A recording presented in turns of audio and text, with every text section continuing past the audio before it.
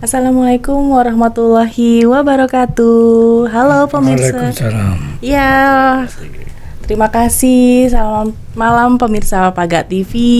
Jumpa lagi di podcast Paga TV yang hari ini spesial banget. Kita ketemu lagi akan membahas seputar bagaimana kebudayaan, kesenian yang mungkin selama ini masih banyak yang belum kita tahu, terutama nih di generasi muda. Dan apa yang sudah ada di bukunya nih di depan saya, kita akan ngebahas tentang ludruk. Mungkin anak muda sekarang udah familiar belum ya tentang ludruk ini? Nah, boleh nanti tanya-tanya ke sini langsung, karena di depan saya, di samping saya juga sudah ada pakar-pakarnya. Yang pertama ada Cak Marsam Hidayah. Beliau ini sebagai pelaku untuk kesenian ludruk itu sendiri, kemudian juga penulis, dan sekarang katanya sebagai CEO gitu ya Pak ya. Assalamualaikum Cak. Waalaikumsalam. Alhamdulillah. Auranya tuh udah kelihatan banget ya, kelihatan banget seninya tuh, jiwa seninya tinggi banget. Kemudian yang kedua, narasumber saya ada Ki Sindu. Ini lakonnya katanya ya. Ini aktor utamanya. Ki Sindu sehat Ki? Sehat? Alhamdulillah. Saya pikir ya kemarin dikasih nama Ki Sindu. Aduh, ini ternyata masih muda banget gitu ya. Masih muda. Jiwa muda. Mudah-mudahan. Oke. Yang terakhir ini juga nggak kalah. Ini lebih keren lagi, lebih nyantrik lagi. Ada Prof. Dr. Robi Hidayat. Prof, alhamdulillah sehat Prof. Alhamdulillah. Masya Allah. Dan sudah nunggu dari tadi, ngapunten loh ya Prof, masih berkenan untuk mampir ke Paga TV. Kita kongko-kongko nih. Prof gaul katanya. Ini Prof saya di kampus nih Prof gitu ya. Iya nih Prof. Ini sebenarnya topik yang saya tuh tertarik dari bidang kesenian ya, karena kesenian, apalagi kesenian tradisional. Ludruk ini kan salah satu yang benar-benar bukan alami, benar-benar tradisional yang khas Indonesia. Kan banyak kesenian tradisional tapi yang dipengaruhi oleh negara lain misalnya. Nah, boleh ini kita banyak di depan setelah nanti mengulik juga buku-bukunya yang penasaran atau bahkan ingin mendalami nih. Dari Ki Marsam itu sendiri. Sebenarnya kalau cerita ludruk perjalanannya bakal lama. Okay. Mungkin secara singkat aja. Ludruk itu kesenian seperti apa sih, Cak? Terima kasih. Sebelum saya ngomong tentang ludruk, kalau Cak Marsam itu kalau ngomong tentang ludruk kalau nggak ngitung. Nah, makanya itu saya nunggu itu sih. Saya pengennya ngidung tapi nggak bisa, nanti belajar dulu ya. Ya itu lahir langsung ngitung, Mbak. Oe ya langsungnya. Masya Allah. Monggo gitu ya. Urip sepisan ana donya. Ayo belajar nyenengno wong liya. Nek gak iso ya gak apa-apa, cuma pesenku ojo sampe gawe susahe kanca lan tangga. Jarine Cak Sindu iku dosa. Duwe akeh tukokno beras, dulur-dulur kabeh tak dongakno seger waras. Amin. Masya Allah, keren banget Cak. Nanti ada subtitle di sini enggak ya? Oh enggak Cak. Ludruk itu sebenarnya apa sih? Kalau misalnya saya mungkin era milenial masih ngerti ya. Tapi kalau udah ke Gen Z, apalagi Gen Alpha itu kan kayak hal yang belum pernah mereka dengar mungkin. Ya, kalau cerita tadi ya, misalnya saya berbicara tentang sejarah ludruk panjang, nanti waktunya habis. Nanti bisa ya. berapa SKS tuh ya Prof? Iya. Jangan ya. Itu kayaknya beliau. Oke. Tapi intinya ludruk itu adalah kesenian rakyat yang paling luas, fleksibel. Jadi ludruk itu bisa ditampilkan di mana saja, kapan saja, dengan cara dan bahasa apa saja. Bahasanya apa saja? Biasanya apa saja. Jadi, karena ludruk itu kan harus komunikatif dengan penontonnya. Iya betul. Misalnya sekarang pentas di Amerika, gak mungkin kita mau ngomong dengan bahasa Jawa. Ya benar-benar gak nyambung, mereka gak ngerti kitanya. Iya. Nanti pemainnya ketawa, mereka diem aja gitu ya. Baru ketepok. Terus gimana? Jadi seperti apa seharusnya kita juga memperkenalkan? Jadi ludruk itu kan apa yang biasanya ditampilkan itu lakon-lakon, bisa menampilkan lakon legenda, lakon sejarah. Juga ludruk bisa menampilkan lakon-lakon kehidupan sehari-hari. Yaitu intinya ludruk itu bisa memanggungkan drama kehidupan zaman. Itu. Jadi nggak zaman dulu aja, nggak cuma legenda yang mungkin anak-anak belum ngerti, yang sekarang pun bisa sebenarnya. Bisa. Iya. Apalagi dengan isu-isu yang sekarang lagi nyaran gitu betul. ya. Jadi tergantung, kalau ludruk itu kan ada yang tidak bisa dipisahkan, itu ada pemikir, pelaku, dan penonton. Tiga-tiganya harus Ada unsur itu. harus saling sinergi. Misalnya ada sutradara yang cerdas, bisa memanggungkan drama kehidupan zaman itu. Kemudian ide yang bagus tadi tidak punya pemain yang bagus, juga tidak bisa menginterpretasikan ya. Iya, kemudian ada pemain yang bagus, kemudian sutradaranya luar biasa, tapi nggak ada penonton. Ya itu, makanya 3 elemen ini harus saling sinergi. Jadi ada pemain yang hebat, ada sutradara yang cerdas, kemudian ditonton. Harus ada penontonnya. Iya. Benar banget. Nah, kalau dari Kisindu sendiri sebagai aktor kan di sana ya, kan sekarang nggak banyak nih pemainnya, bener ya? Iya, masih sangat terbatas. Dari Kisindu itu sendiri gimana? Masih tetap mempertahankan itu? Baik. Bukan pertanyaan, masih wajib. Wajib. Iya. Sudah mendarah daging gitu Iya. ya. Yang dipertahankan apanya ini? Ya, kesenian ludruk kenapa Ludruknya. tetap mau menampilkan, menjadi aktornya seperti itu? Kalau bagi saya harus itu, Mbak. Jadi harus dipertahankan, apalagi salah satunya seperti yang disampaikan oleh beliau, bahwa ada salah satu jenis pertunjukan yang sangat fleksibilitas. Secara otomatis kenapa harus dilanjutkan? Nanti tergantung pelakunya, harus fleksibel, semuanya fleksibel. Ada salah satu media untuk menyampaikan hal-hal yang tematik misalnya. Salah satunya dengan ludruk. Ludruk di Jawa Timur seperti yang disampaikan beliau, ludruk jenis pertunjukan yang sangat fleksibel nih, kenapa tidak itu. Penting, tinggal selanjutnya bagaimana kita mengemas untuk dikabarkan pada dalam konteks segmentasi. Ketika segmentasinya nanti Gen Z, Gen Alpha, Gen milenial seperti apa? Gitu. Kalau bagi saya karena fleksibel tadi itu ya. Ya, harus, karena eman kalau tidak. Gitu. Ya benar. Kenapa memilih ludruk? Salah satunya ini, kalau saya milih ludruk ada satu yang menarik. Saya basic saya teater modern, Mbak. Oh, teater, memang seni teater ya. Basic saya teater modern. Tapi ada satu hal yang sangat menarik di pemanggungan ludruk yang saya tidak menemukan dalam konsepsi panggung teater modern. Ada satu keautentikan. Seperti yang disampaikan oleh beliau tadi tentang keseharian, kehidupan sehari-hari yang nantinya berpengaruh pada saya sebagai aktor, berpengaruh pada acting saya ketika di panggung. Benar. Ada satu hal yang sangat otentik bagi acting cara ludruk yang tidak ditemui oleh kesenian yang lain.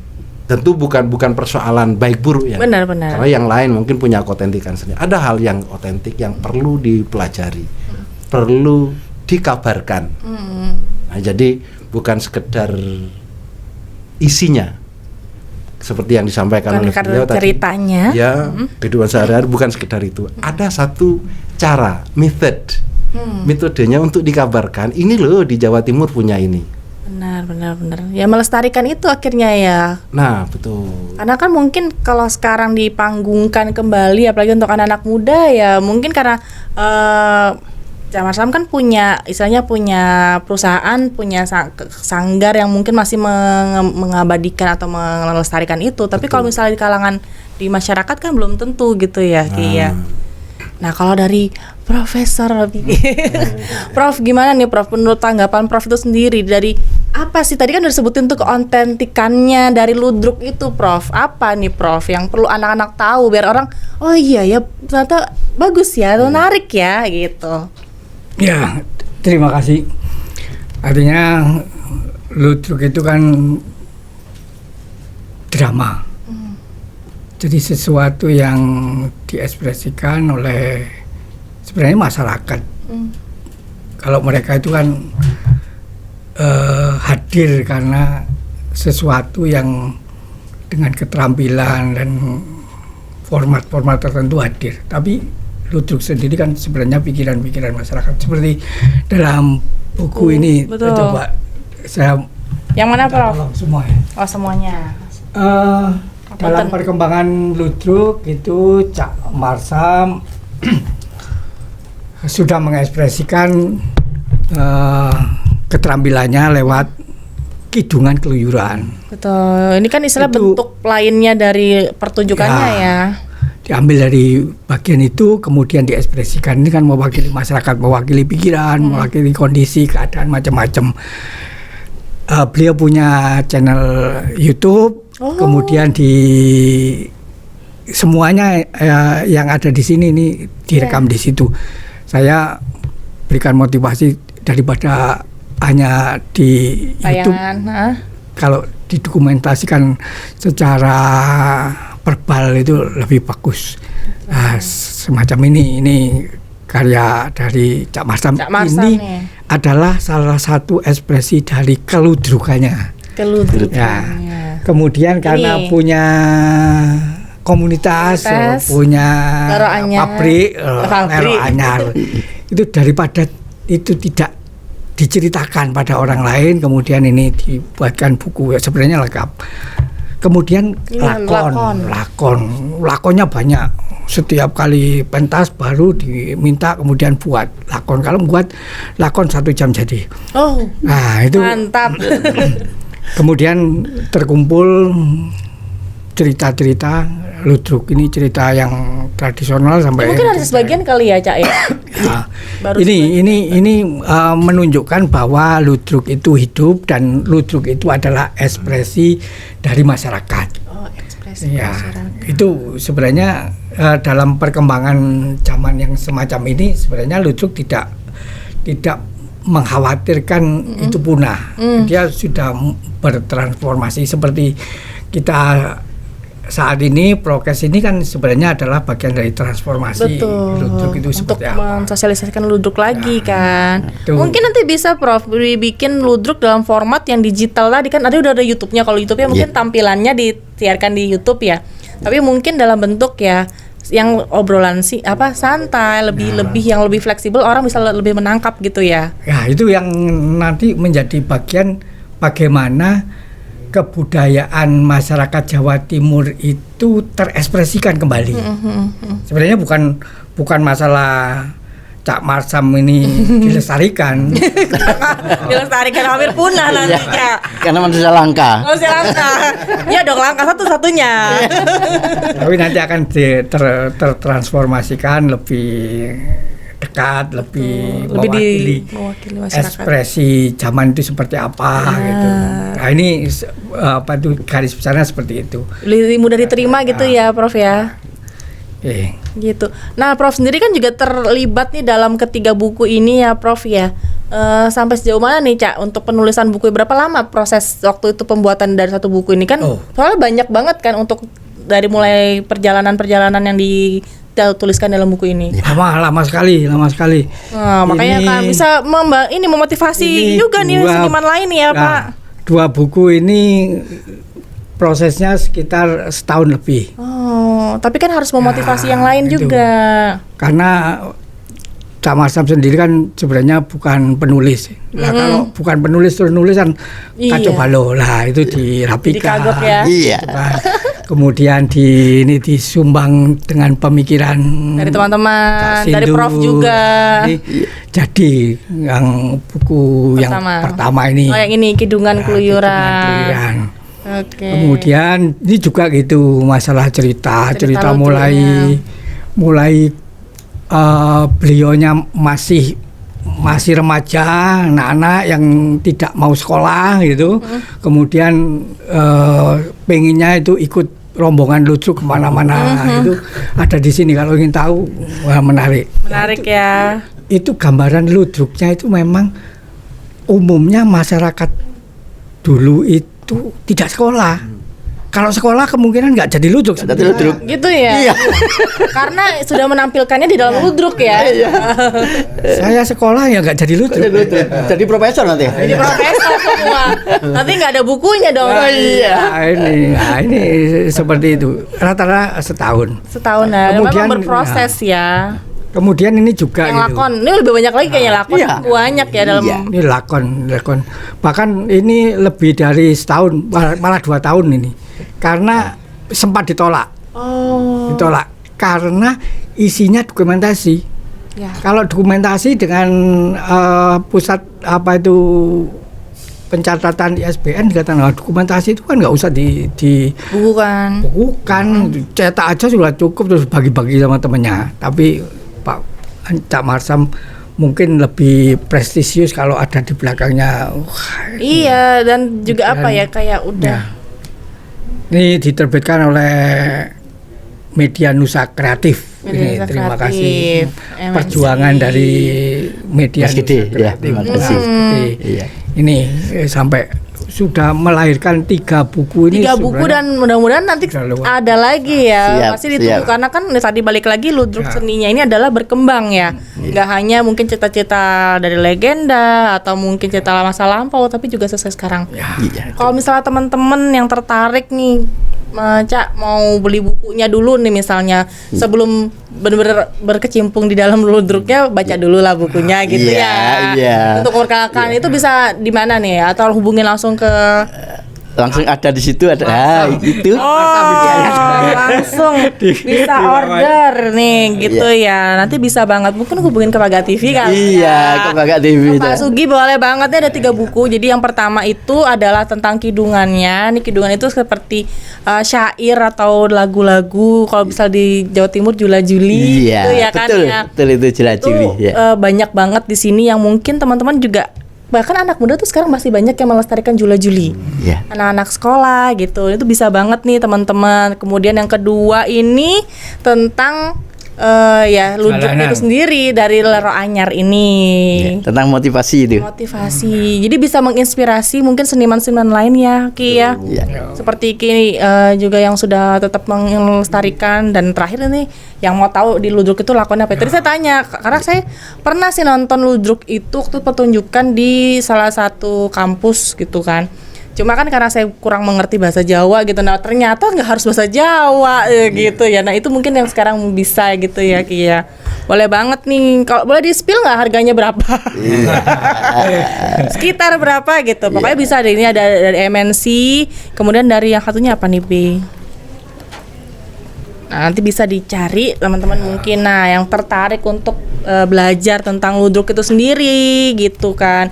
Nah, kalau untuk penampilannya Ki apa Mas bisa kita lihat di mana sih selain di pertunjukan? Kan kalau saya kan jarang nih nonton pertunjukan gitu, kadang nggak ngerti ya, YouTube-nya mungkin bisa dipromosikan. Kalau YouTube-nya Penting bisa itu. langsung aja buka di Dispar Jatim juga ada. Jadi ludruk Lero Anyar di Dispar Jatim ada itu.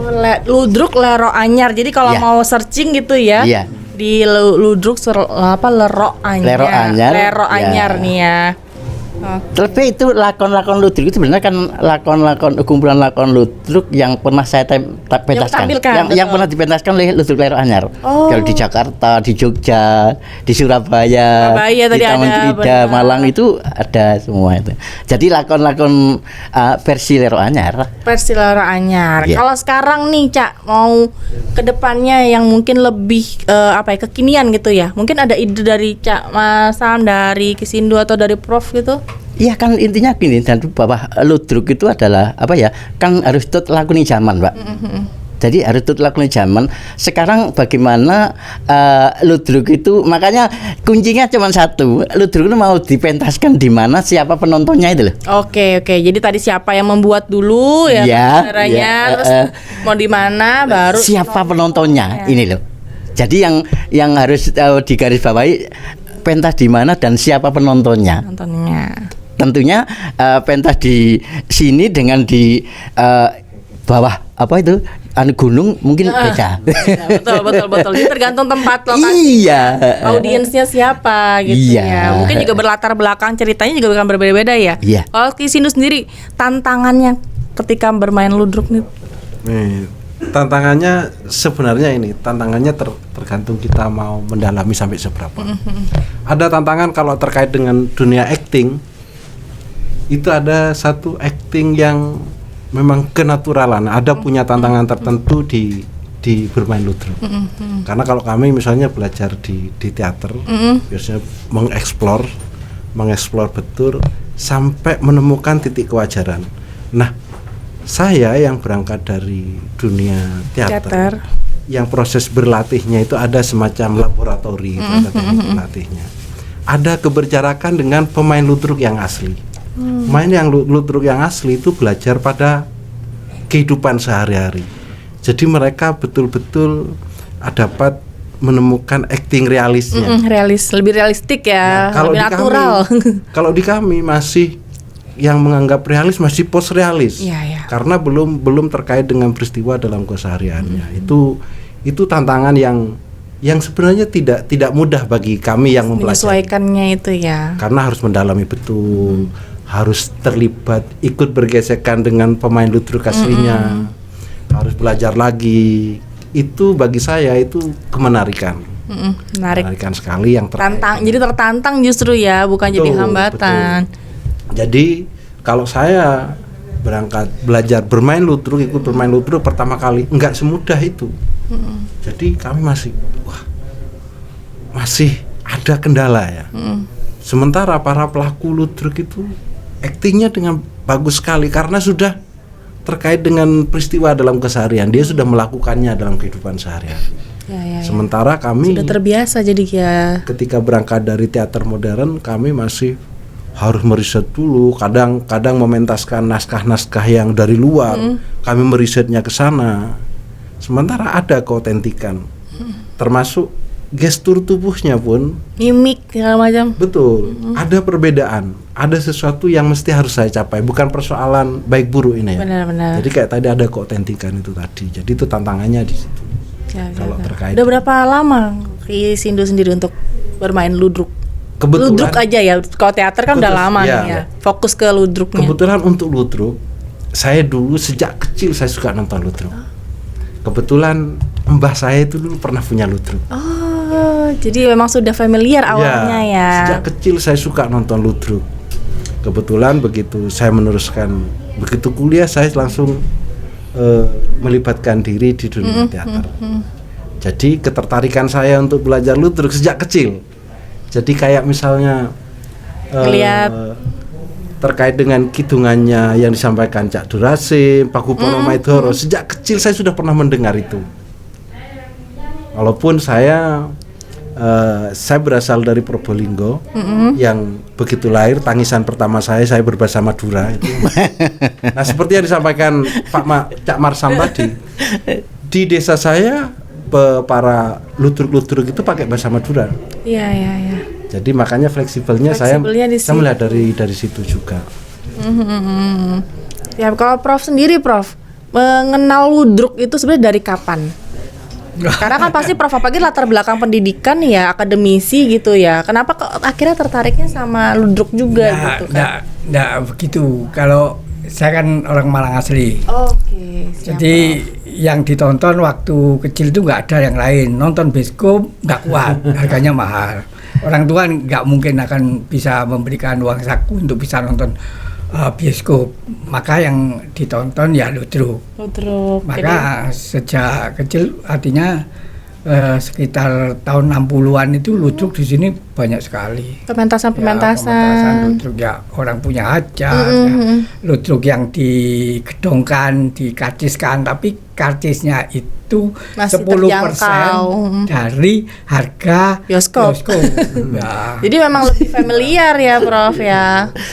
Jadi sejak saat itu yang kalau apa itu yang terkait dengan kesenian umumnya anak-anak dulu nontonnya memang ludruk. tentang jadi ludruk atau tidak itu tergantung lingkungan. Nah, Oke. ini lingkungannya memang Komunitasnya nih. Kebetulan beliau lebih suka mencari ilmu. Nah, Beliau disuruh sekolah nggak mau, pilih ngeludruk. Iya. Tapi circle-nya ludruk-ludruk juga ya kan? Iya. Tapi buntut-buntutnya ludruk lagi Iya. jadinya. Tapi memang maksudnya dalam artian kan memang kalau kita dari awal tidak dikenalkan, mungkin anak-anak sekarang pun karena tidak diperkenalkan makanya mereka nggak kenal ludruk Iya. itu apa. ya terkait dengan itu kalau dikatakan saya mengenal ludruk bukan saya saja, artinya peneliti-peneliti dari luar negeri, Luar negeri.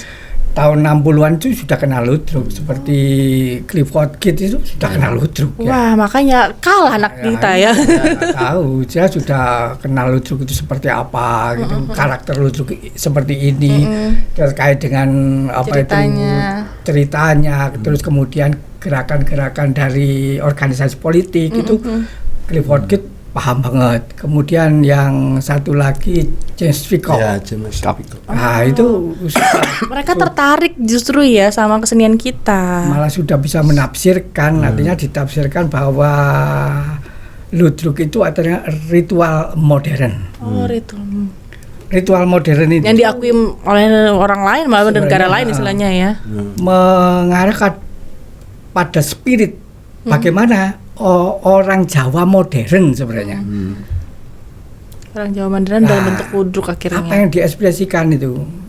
Bayangannya, perjuangannya, kondisi sosialnya, kemudian bagaimana karakternya. Tadi kalau tadi Ya. orang-orang ludruk itu sangat konektif gitu. Itu karena bagaimana mereka harus merekatkan diri supaya mereka bisa bergerak bersama. Kalau lapar bersama. bersama, gitu. Nah, itu benar. kebersamaan itu yang orang luar sudah menangkap spirit itu. Iya. Nah kita sebenarnya harus Jadi PR kita justru ya. terus memperjuangkan itu. Artinya tidak selalu ayo kita membuat ludruk tandingan, tandingan untuk yang lama gitu, nggak bisa lah.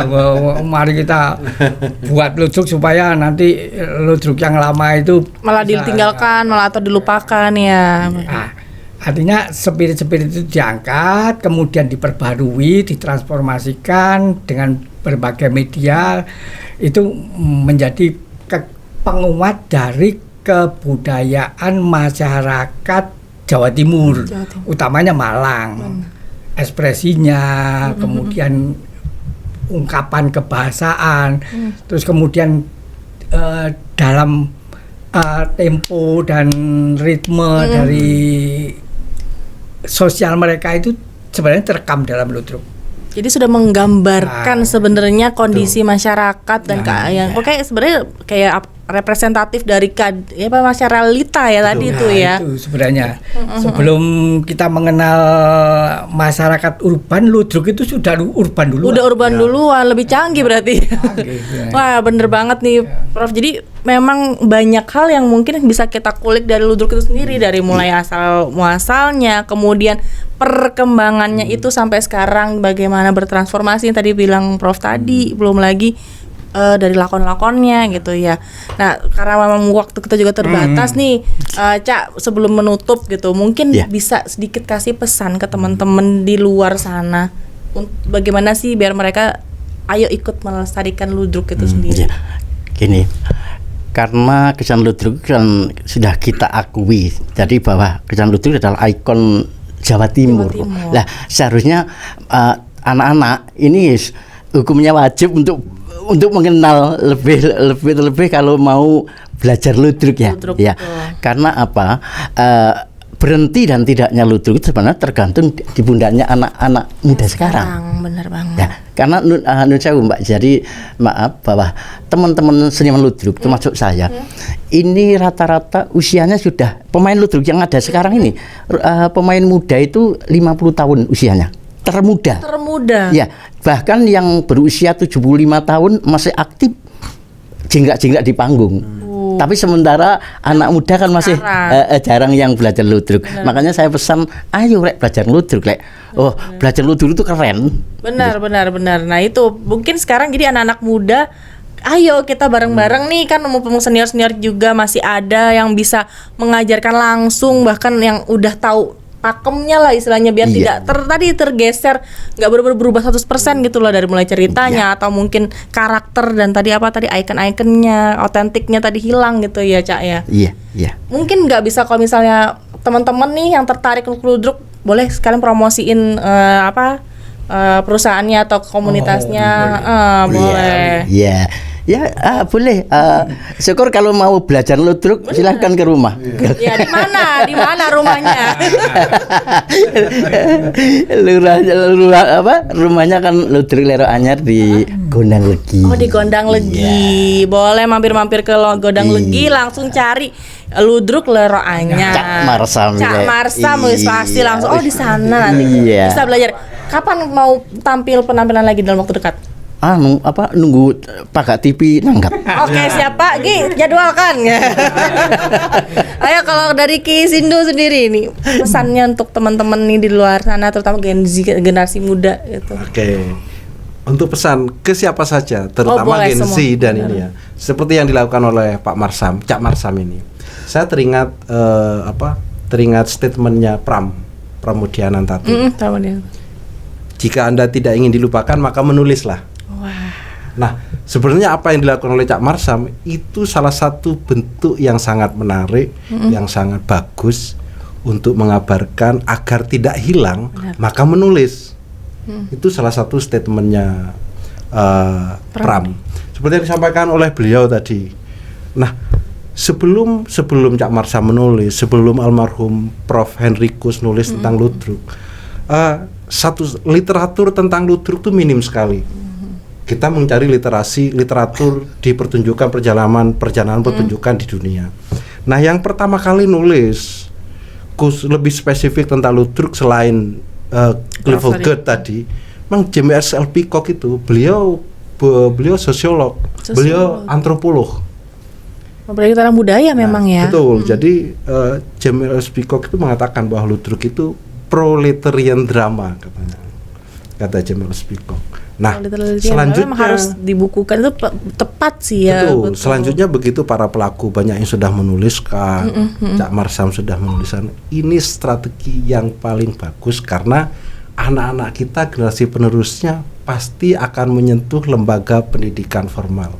Maka ketika tertulis akan hadir di situ, bukan sekedar diomongkan. Benar, karena kalau diomongkan juga akan hilang dengan masanya. Sedangkan kalau buku itu kan lebih lebih everlasting lah ya. Betul. Jadi kayak yang diupayakan oleh Cak Marsam bagi saya terobosan yang sangat bagus. Seperti yang disampaikan beliau, Prof. Robi. Beliau tidak berangkat dari seorang penulis, tapi karena ada kesadaran. Selama ini sudah didengungkan tentang melestarikan, tentang uri-uri. Bagaimana caranya? Kecintaannya terhadap ludruk ya. Bagaimana caranya? Walaupun tidak berlatar belakang penulis, maka menulis supaya tidak dilupakan. Itu terobosan yang sangat bagus itu kalau menurut saya. Siap. Kalau dari Prof sendiri nih Prof. Ya itu yang terkait dengan tadi menulis tadi. Kalau orang sekolah nulis biasa. Benar. Akademisi nulis biasa. Wajib malah. Tapi